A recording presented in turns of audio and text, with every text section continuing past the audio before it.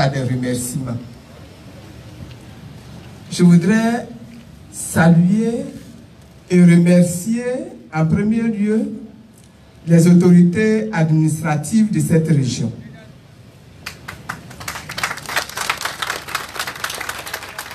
J'ai été particulièrement touché par l'attitude républicaine et l'accueil chaleureux des préfets et sous-préfets dans toute cette région, je dirais même plusieurs régions que j'ai traversées avec ma délégation pour arriver ici, et je voudrais les féliciter pour cette attitude républicaine.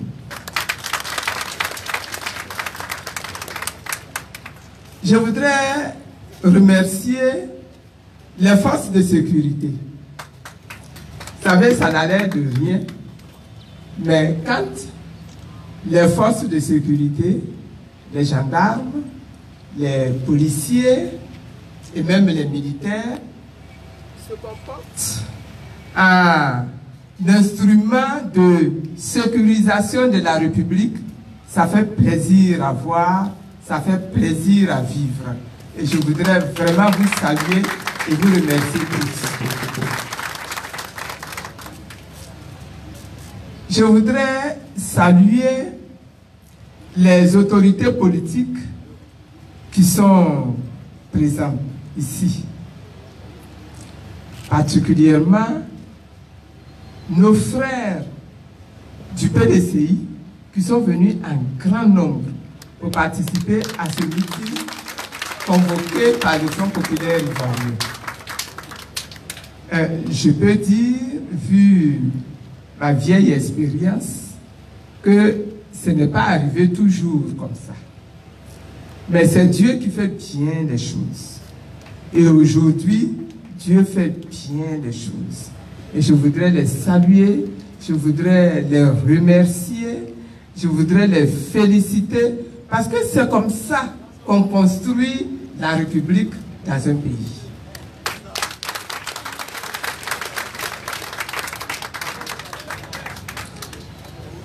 Je voudrais saluer tous les chefs traditionnels, à commencer par le chef supérieur des Koulango, qui est là, qui est venu lui-même avec une délégation très forte. C'est vrai que c'est un ami, mais avant d'être un ami, c'est une autorité politique. Et il a accepté de venir juste ici au meeting. Roi, merci beaucoup. Nana, merci beaucoup. Merci à tous ceux-là qui vous accompagnent. Merci. Merci à Doubibi 2 est là également. Je voudrais également le remercier d'avoir fait le déplacement. Merci d'être là. C'est comme ça, vous nous encouragez, nous autres, qui sommes vos administrés, vos sujets, vos enfants, vos épouses. Vous nous mettez sur le bon chemin de la réconciliation et de l'entente. Merci d'être là, vous tous. Merci, finalement, à la population. À vous tous, hommes, femmes, jeunes, enfants. Merci pour cette grande mobilisation. Merci pour la joie. Depuis le début, je suis accueilli avec une grande joie. Avec de la liesse même. Avec vraiment de la ferveur. Ça montre peut-être que je vous ai un petit peu manqué. Je ne sais pas, je pense. Je vous ai un petit peu manqué. En tout cas, moi, vous m'avez manqué. Vous m'avez énormément manqué. Merci d'être là. Merci d'être venus si nombreux pour participer à ce meeting.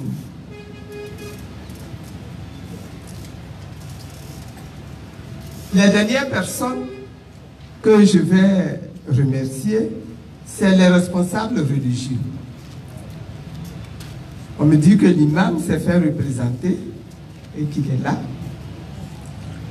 J'ai été ce matin accueilli également avec beaucoup de joie par les responsables de l'Église catholique ici. Cette sortie est vraiment placée sous la bénédiction du Seigneur.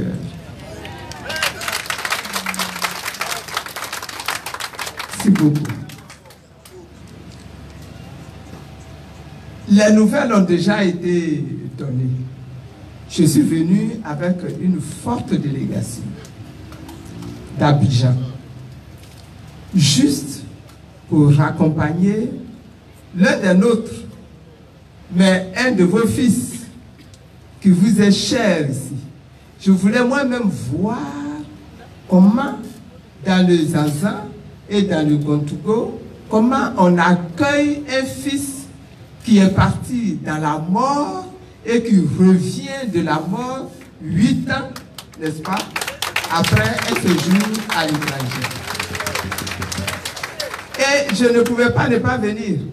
Donc je suis venu. Mais je suis venu et j'ai vu. J'ai vu que vous savez accueillir. J'ai vu que vous aimiez votre frère, votre fils, Richard, comme un secret qui est parti, bien malgré lui, vivre à l'étranger pendant 8 ans. Alors je vous le ramène. Avec mes amis, nous vous le ramenons.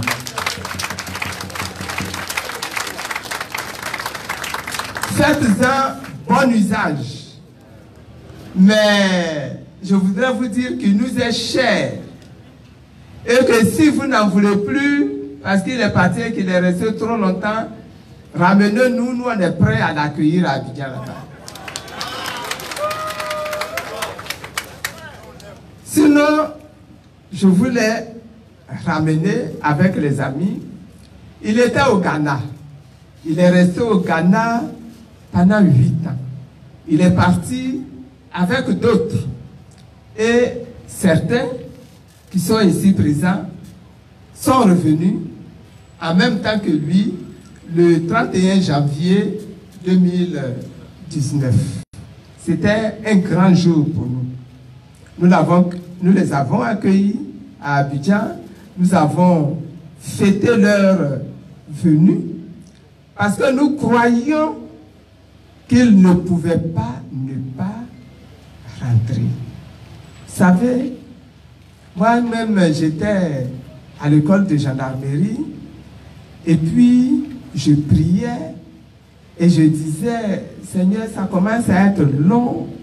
Seigneur, vraiment, faites que ça cesse. Hein? Seigneur, vraiment, j'ai envie de marcher librement maintenant dans ma ville. Et je faisais même des rêves où je me voyais en train de marcher à pied depuis le carrefour à Djamé de la mairie là, marcher jusqu'à descendre au carrefour de l'Indénier à pied. Et je me disais, Seigneur, il faut que ça se réalise.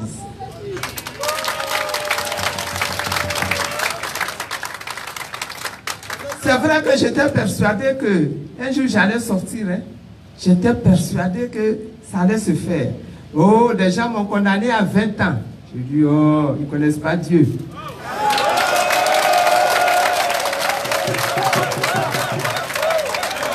Après, ils m'ont convoqué devant la cour d'assises pour me juger encore, mais pour des vilaines choses.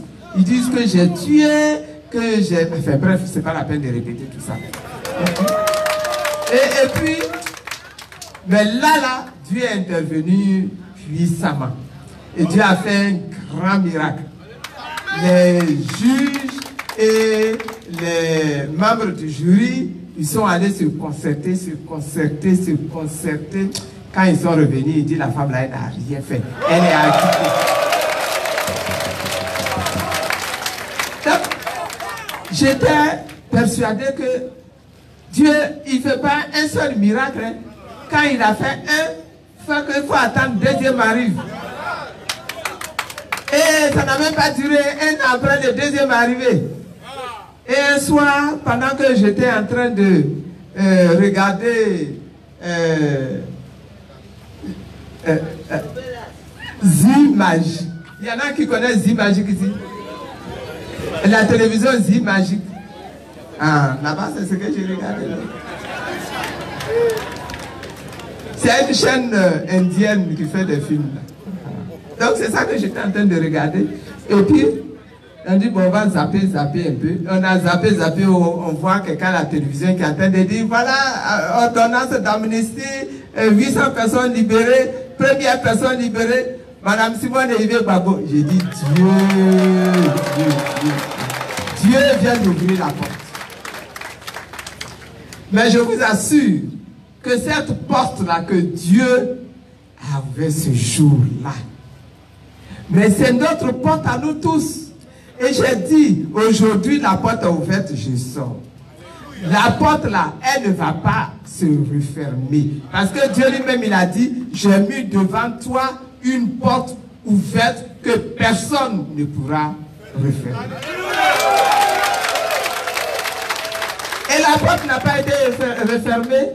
Quelque temps après, ceux du Ghana sont rentrés. Mais avant même qu'ils n'entrent, hein, vous n'étiez pas encore rentrés. Hein. Juste avant que vous ne rentriez, la porte s'est ouverte même avec un fracas. Et on a dit, Gbagbo Laurent, il est acquitté de 4 charges d'accusation. Il peut être mis en liberté immédiatement. La porte est ouverte. Quelque temps après, et ils sont revenus. La porte est toujours ouverte parce qu'il y en a encore qui sont là-bas. Le diable continue de remuer sa queue. Le diable dit, toi tu dis que c'est Dieu qui t'a libéré. Nous on barre le chemin là ici. Donc ils ont barré, ils l'ont bloqué encore là-bas. Mais je vous assure, hein, il va arriver.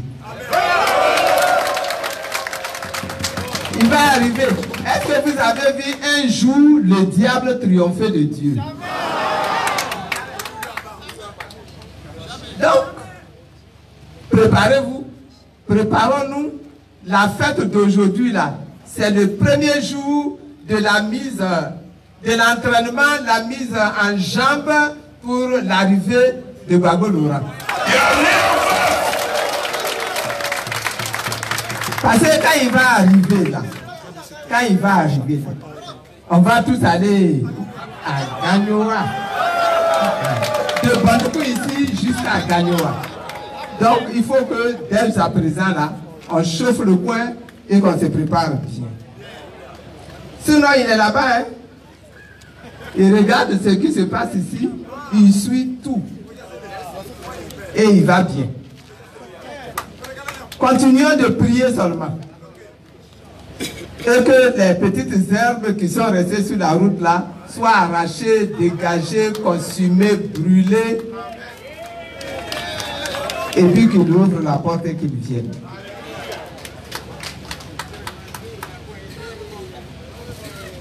Mais nous avons accompagné Secret Richard dans son pays. Et ce pays-là, qu'il a trouvé, que nous-mêmes nous avons trouvé, c'est un pays dans lequel il y a encore des difficultés. C'est un pays dans lequel il y a encore des problèmes. C'est un pays dans lequel nous voulons vivre heureux. C'est un pays que nous voulons léguer à nos enfants. C'est un pays que nous voulons donner en héritage à nos petits-enfants. La terre sur laquelle Dieu nous a installés, nous avons le devoir de transmettre cette terre-là à nos enfants et à nos petits-enfants. Et ce problème-là, il existe encore et il n'est pas terminé. Et c'est pour ça que partout où je vais, je dis, pendant les 7 ans que j'ai vécu en exil, ce que Dieu m'a enseigné là-bas, c'est que notre libération totale, notre délivrance totale, elle est donnée par Dieu, c'est vrai, mais aujourd'hui, Elle est dans nos mains, à nous-mêmes. Elle est dans nos mains, à nous-mêmes. Nous avons notre part à jouer. Nous avons notre part de responsabilité à prendre et à assumer. Ce pays-là s'est trouvé divisé pour des questions d'élection. Ce pays-là s'est trouvé divisé parce que des partis politiques se sont trouvés divisés, se sont opposés. Je voudrais annoncer ce qui est ma conviction depuis toujours, que la politique, ce n'est pas la guerre. Dans un pays, la politique ne doit pas conduire à la guerre. Que les élections ne doivent pas aboutir à la guerre dans un pays. On l'a expérimenté dans notre nation. Mais mon vœu, c'est qu'on ne vive plus jamais ça dans notre pays.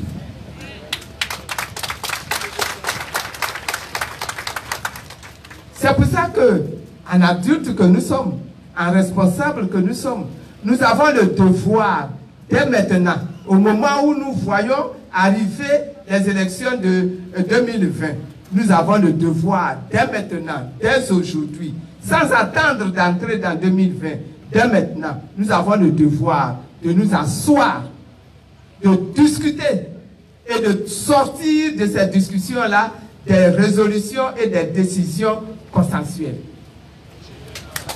La CEI doit être révisée. La CEI, là, elle doit être complètement réformée. Et cela doit être fait de façon consensuelle. Qu'on s'asseye entre pouvoir, entre opposants, entre simples citoyens, entre organisations socio-politiques, entre organisations démocratiques, etc. Nous avons le devoir de nous asseoir. C'est un devoir. Nous devons nous asseoir et nous devons discuter en adultes que nous sommes et sortir des solutions qui soient des solutions viables, des solutions durables, des solutions qui garantissent la paix et la sécurité des Ivoiriens. Les élections ne doivent pas aboutir à la guerre. Les élections ne doivent pas aboutir à de la violence.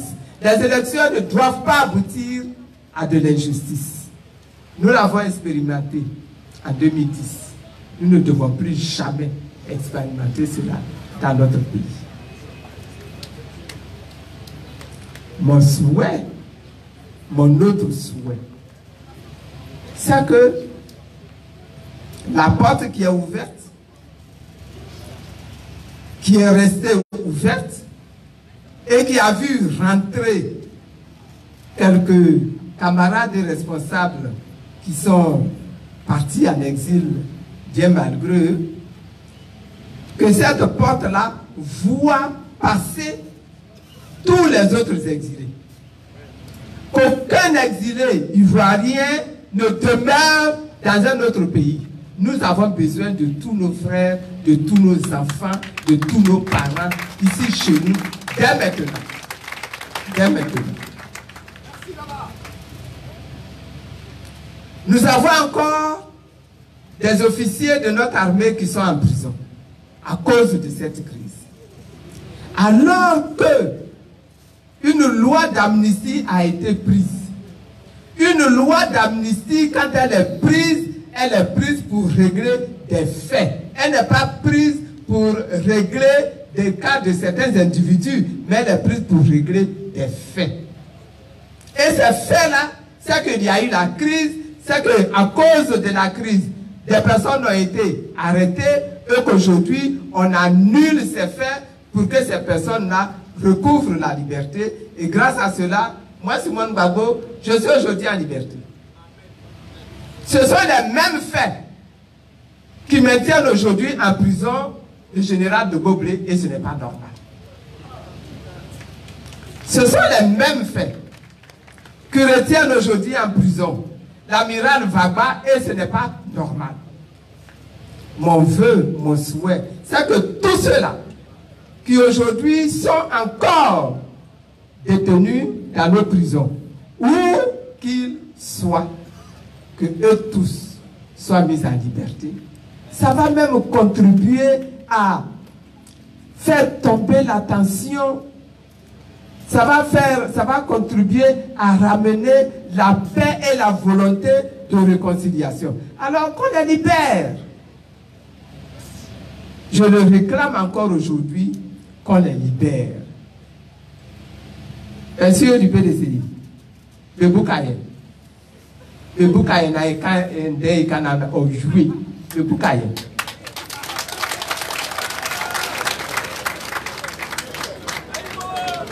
Qu'il soit libéré. Évidemment, j'ai dit ça à Nani. Moi, je ne comprends pas Koulango, je ne comprends pas Abron, mais je suis sûr que les Koulango et les Abrons que vous êtes là, vous comprenez Nani. N'est-ce pas? Ah.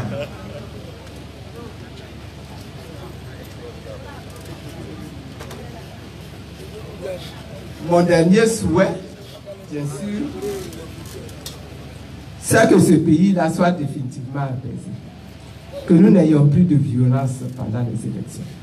Ce que nous avons vu en décembre dernier pour des élections municipales dans notre nation, wow, j'ai attrapé ma tête. Et je ne veux pas voir ça de nouveau dans ma nation. Prions notre Dieu, prions, prions, élevons la voix, prions, pour que cela n'arrive plus dans notre pays. Les chefs, ça fait partie de vos missions. Vous versez la boisson tous les jours pour appeler l'esprit des mânes.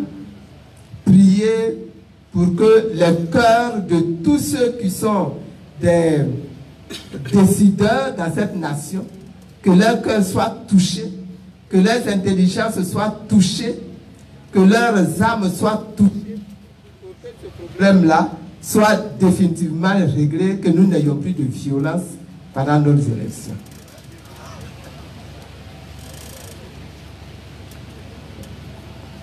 Voyez, il y a peut-être sur ce chapitre-là une dernière question que je voudrais soulever. C'est la question de l'insécurité. Aujourd'hui, quand on sort de chez soi après 19 h, on a peur. On a peur des coupeurs de route. On a peur des braqueurs. On a peur de l'insécurité. Aujourd'hui, dans de nombreuses régions, les populations, les paysans, ont peur même de quitter leur maison pour aller au champ. Parce que dans les champs là-bas, il y a des gens qui ont pris possession de leurs terres et qui les attendent pour les découper à la machette et leur arracher leurs champs. Ça, c'est un gros problème dans notre nation. Il faut que nous tous, nous soyons sensibilisés à ce problème-là. Et que nous tous, nous prenions le courage, notre courage à deux mains, pour soulever cette question-là. Pour que nos terres soient sécurisées.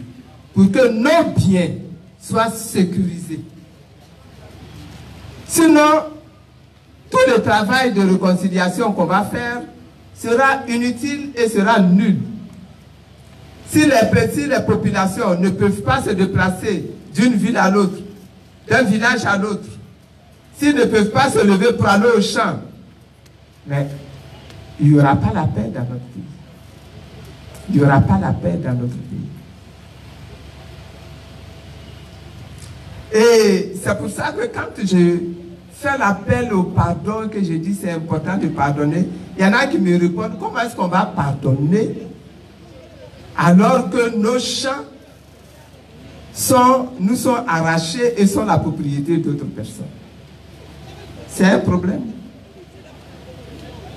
C'est un problème. Or, il nous est obligatoire de régler le problème des dissensions, des palabres qu'il y a entre populations dans notre pays depuis 2000, même depuis 2002 que cette crise-là tue. Nous avons d'énormes responsabilités là. Et chacun doit faire de ce problème-là son problème. Nous devons pardonner, c'est vrai. Parce que si nous ne pardonnons pas, nous n'avons aucun autre moyen de ramener la paix dont je parle là dans notre nation. Si nous n'acceptons pas de renoncer à toute la rancœur qu'il y a dans nos cœurs, si nous n'acceptons pas d'abandonner tous les chagrins que nous avons connus, qui sont des chagrins